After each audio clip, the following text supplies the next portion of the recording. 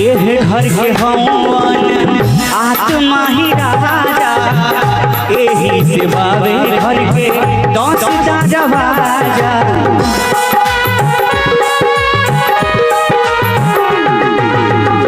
ये घर के हवन आत्मा ही राजा, यही से बाबे घर के 10 दरवाजा। काम